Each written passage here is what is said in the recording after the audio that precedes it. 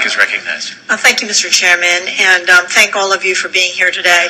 Mr. Kukuji, thank you for representing Tennessee, but we know that we have other groups there, such as the Chattanooga Tea Party and the Rome County Tea Party, that could likewise give similar testimony.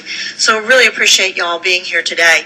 I think prior to the exposure of what has just most recently happened in the IRS, if we were to ask the American people about their impression of the IRS, I think we would hear the words fear, powerlessness, intimidation, maybe distrust. And those are words that would have been used prior to this, but I think what has now happened has confirmed that. And it certainly is a sad day for our country, where our founding fathers set up those Bill of Rights to ensure us that we wouldn't have a government that would intimidate the very citizens of the country. And so it is a really, really sad time that we have come to this point where we have actually confirmed what many people would have said prior to this. If I could ask the staff to bring up one of the pieces of information that's in our file here. Mr. Kukuji, I bring this up because this comes as a result of a question that was asked of you, and this is question number 24 on your questionnaire, where they actually ask you the names of those students that you would be educating. Can you give me any thought of why this would be of particular interest in order to establish your 501c4 status? No, not.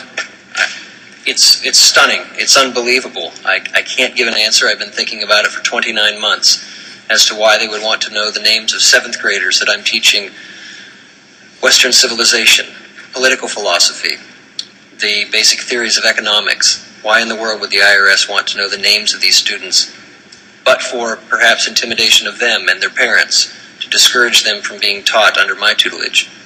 Certainly very chilling, something we wouldn't expect here in the United States. We'd be looking at some communistic countries if we were to think about this kind of activity.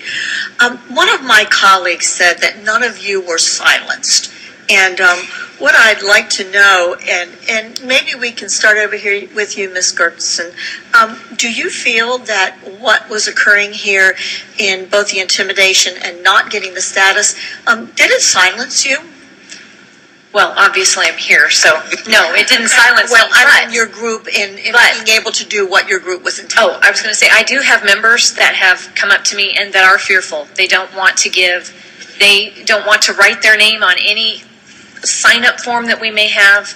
I also have people emailing me that they are getting audited for the first time ever, and they gave during the campaign. So I can't put a number on how it has hindered our organization, but it has, because people have told me.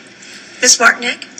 We have not been silenced, but if we didn't have accessibility to the Thomas More Society and attorneys, we may have been. So you had some folks there to help you out so that... And I would agree. Had we not had the ACLJ, we couldn't have fought the government. Ms. Kenny? We are not silenced, but there is a fist and a hand over our mouth because our educational opportunities to everything from creating brochures or pamphlets on the Constitution to buying such things as bookmarks that educate people about the Constitution, that has been limited. To the postcards on getting voter information, that has been constricted because we simply don't have the funds. Thank you. Mr. Eastman? You know, my nature is not to be silenced by anything, but the number one comment I get every time I do something like this is, thank you for standing up for us. You must be very brave. And I don't think it's brave. I think it's citizenship duty that we stand up every chance we get. Ms. Belson? I feel like if we don't speak up now, that time may be lost. So I'm doing my best to speak up.